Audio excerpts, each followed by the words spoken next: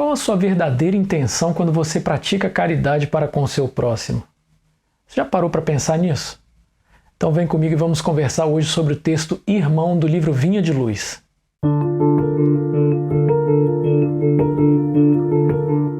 Bem-vindos de volta, como sempre. Eu vou ler o texto aqui uma vez, ele vai passar para você em tela e nós vamos discorrer um pouco sobre o assunto. O tema aqui hoje não é novidade, falando basicamente sobre caridade. Eu sempre nos vídeos eu acabo entrando nesse termo aí, nessa seara, né, na verdade, porque praticamente tudo ligado ao amor ao próximo, máximas do Cristo, então acaba remetendo à caridade, que é a maior expressão genuína de amor, né? Você pegar um estranho, uma pessoa que você desconhece e ter aquele ímpeto de ajudar por reconhecer que ele é teu irmão em Cristo. Enfim, a gente vai entrar nesses detalhes aqui. Lembrando sempre que isso é só um insight a respeito do texto, não é uma interpretação definitiva, então você é convidado, acaso tenha outras percepções, deixar para a gente aí no comentário para colaborar com todo mundo, com essa egrégora aí que está a fim de estudar um pouco mais sobre espiritualidade, sobre as leis de Jesus, etc., né? Porque afinal de contas estamos em época de transição planetária, todo mundo aí precisando definitivamente abrir as portas para a evolução, né? A expansão da consciência. Então vamos lá. Texto: O irmão. A caridade é sofredora, é benigna. A caridade não é invejosa, não trata com leviandade, não se ensoberbece. Paulo, 1 Coríntios 13, 4. Quem dá para mostrar-se é vaidoso. Quem dá para torcer o pensamento dos outros, dobrando-o aos pontos de vista que lhe são peculiares, é tirano. Quem dá para livrar-se do sofredor é displicente. Quem dá para exibir títulos efêmeros é tolo. Quem dá para receber com vantagens é ambicioso. Quem dá para humilhar é companheiro das obras malignas. Quem dá para sondar a extensão do mal é desconfiado. Quem dá para afrontar a posição dos outros é soberbo. Quem dá para situar o nome na galeria dos benfeitores e dos santos é invejoso. Quem dá para prender o próximo e explorá-lo é delinquente potencial. Em todas essas situações, na maioria dos casos, quem dá se revela um tanto melhor que todo aquele que não dá, de mente cristalizada na indiferença ou na secura. Todavia, para aquele que dá, irradiando o amor silencioso, sem propósitos de recompensa e sem mescla de personalismo inferior, reserva o plano maior o título de irmão.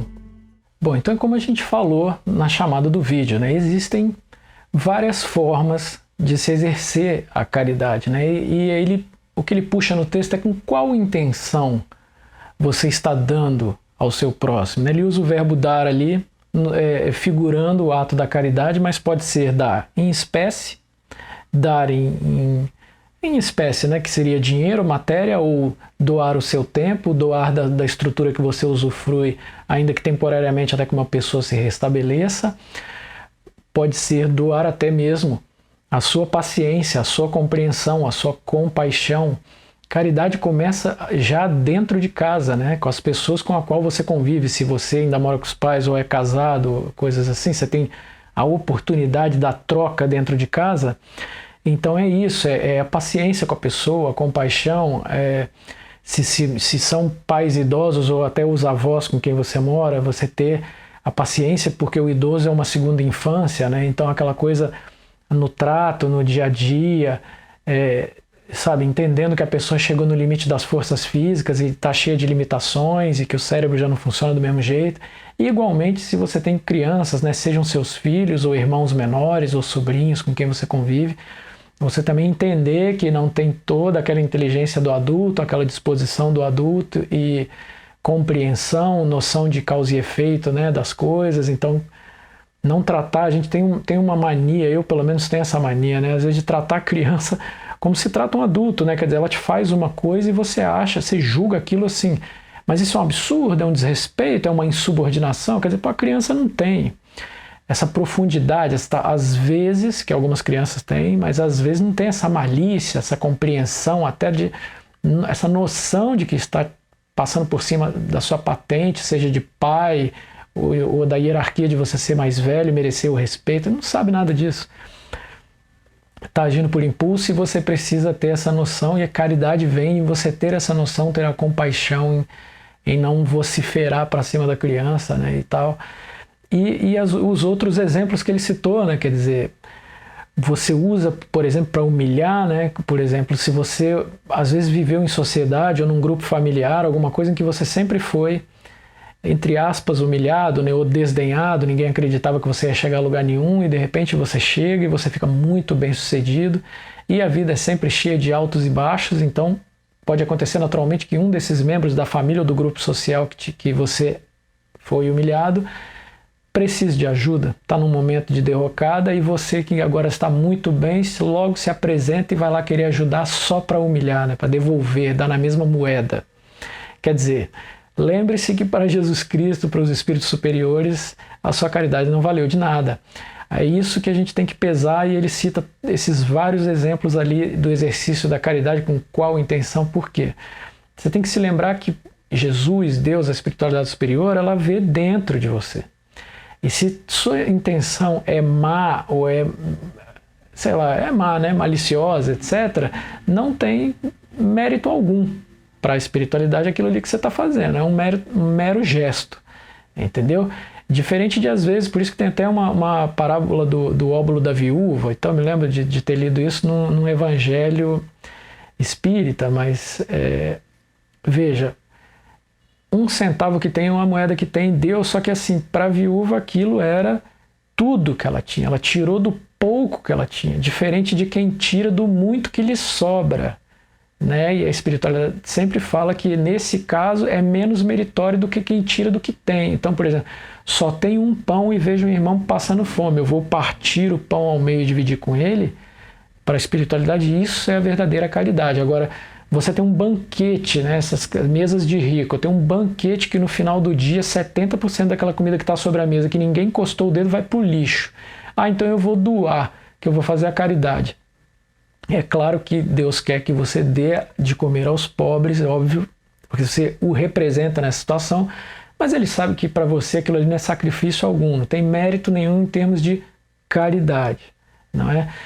Então tem essas várias situações, né? Como por exemplo, às vezes você não se trata do dinheiro, se trata da relação de respeito, de compaixão, já falei aqui, que você tem com o próximo. Então, por exemplo, há muitas famílias em que um pai de família pode passar por um momento de derrocada financeira, perdeu o emprego, ou passou aí por um evento mundial que todo mundo teve que parar de trabalhar, ele também foi mandado embora, alguma coisa assim.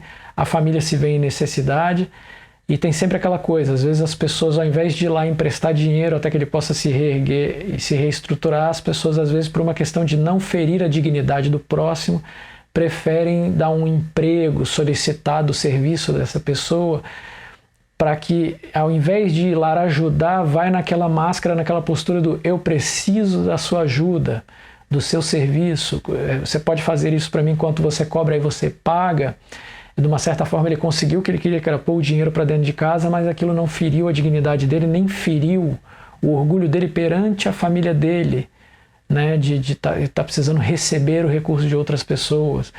Então, nessa hora, poderia se figurar mais um caso aí de alguém vir humilhar, emprestar dinheiro, você não tem jeito mesmo, não sei o quê, tarará. A gente tem sempre que se lembrar que esses julgamentos jamais devem ser feitos. A única pessoa que pode julgar alguém aqui é Deus, embora a gente julgue toda hora, o tempo todo aqui na Terra, né? Mesmo quando a gente pensa que não está fazendo por mal, mas está julgando, né? Passou uma pessoa na rua, você olhou, você já está julgando, né? O que ela está vestindo, quem é, se ela é rica, pobre, branco, negro, amarelo, você já está tecendo julgamentos que infelizmente é da nossa natureza inferior. E isso não deveria existir. Então, assim, para resumir, porque tem vários tipos ali, se eu fosse falar de todos os tópicos, a gente ficaria aqui por 1 hora fazendo um vídeo, mas o básico é você pensar no seguinte: aquele impulso de fazer a caridade, aquilo foi verdadeiro em você, é natural em você, você realmente se sensibilizou com a pessoa? Ou você está fazendo só porque você sabe que vai ficar bem na fita, que é bonito, que vai ser bem visto em sociedade? Porque o texto fala, a verdadeira caridade é aquela que você faz na calada da noite, no silêncio, sem ninguém ver. Por quê? Porque o teu retorno é para com Jesus, é para com o Cristo. A espiritualidade superior não é nem com aquela pessoa e nem para os outros. Tá entendendo? Então, caridade tem muito disso. As duas coisas. As pessoas pensam que é só dar dinheiro e as pessoas também fazem por essa intenção, assim, do retorno, né? Quer dizer, do mérito, seja social, né? Você bem quisto, bem visto, ou pela questão da patente ali de, poxa, não é bem patente a expressão, né? Mas tipo, você entendeu, né? De eu estar acima dos demais porque eu estou ajudando, eu sou melhor que os outros, ele fala muito isso ali, né? Não, tudo isso para Jesus, para a espiritualidade superior, não vale de absolutamente nada, é melhor que você não faça. Então você tem que pensar sempre isso. Viu a pessoa na rua, você se sensibilizou mesmo? Ou a pessoa veio te procurar, um amigo, alguma pessoa, e te contou um problema, você se sensibilizou de verdade, você sentiu aquele amor no peito em falar, eu preciso ajudar ele, porque o nome do texto é irmão por causa disso. É você lembrar que debaixo desse céu todos nós somos filhos de Deus, logo nós somos irmãos. Então você tratar o estranho como alguém da família, entendeu? Como você ajudaria alguém que é sangue do teu sangue. Claro que há exceções, a gente não deve deixar as pessoas tirarem proveito, etc. e tal, mas estamos falando em termos gerais, né, de você ter compaixão. Hoje a gente está em tempos tão difíceis, né, especialmente no Brasil, é tanta gente se aproveitando de você, tirando vantagem de você, querendo te passar para trás, não sei o quê. É difícil exercitar a caridade aqui. Tem países que têm certas leis morais que facilitam um pouco mais, as pessoas são um pouco mais corretas. Aqui é realmente muito difícil. Mas lembre-se sempre disso. Eu mesmo falo aqui, às vezes encontro uma pessoa na rua, me pede dinheiro, mostra um exame de hospital, um negócio, ou é ele, ou é o parente que está em péssimas condições. E aí a gente sempre fica meio assim, será que eu vou dar esse dinheiro, essa pessoa vai sentar ali no boteco, vai encher a cara, ou ela vai realmente levar e comprar remédios para essa pessoa que está doente ou para ela mesma, ou fazer o que ela precisa fazer, né? Só que você tem que se lembrar, antes de mais nada, não vá até essa página 2 aí, já para na página 1 do seguinte, é de verdade, empatizou, sentiu vontade de coração de fazer, de ajudar o irmão, vai lá e dê, se você puder, dê do seu, de vida do seu, e entrega para Deus. Para ali. Depois o cara virou a esquina, não vai olhar para onde ele foi, que ele foi fazer, para por ali. Por quê? Entrega para Deus. Perante Jesus você fez o seu papel. E é isso que importa. Mesmo que o cara entre no boteco depois, sabe por quê? Porque isso é um teste, é Jesus testando você para ver se você realmente é um filho de Deus genuíno. Para ver na hora de você morrer para onde que você vai, né? Uma brincadeira, mas é sério, né? Tipo, qual é a tua índole? Qual é a sua verdadeira natureza? Tudo na vida é teste. Em todos os momentos que você está de bobeira, você está sendo testado pela espiritualidade para ver se você está melhorando, se você está evoluindo. Eu falo muito aqui de transição planetária. Você sabe que só vai ficar aqueles que ascenderem, né, e expandirem a consciência. Então, faz parte, né? O amor, ele se espalha em todas essas máximas. O exercício do amor também é a caridade, né? Mas enfim, eu sempre digo que não dá para explorar o texto todo, então se você quiser colaborar com seus comentários, eu ficaria muito feliz em você escrever aí outras percepções que você teve acerca do texto. Se puder deixar aí seu like, esteja sempre aqui conosco.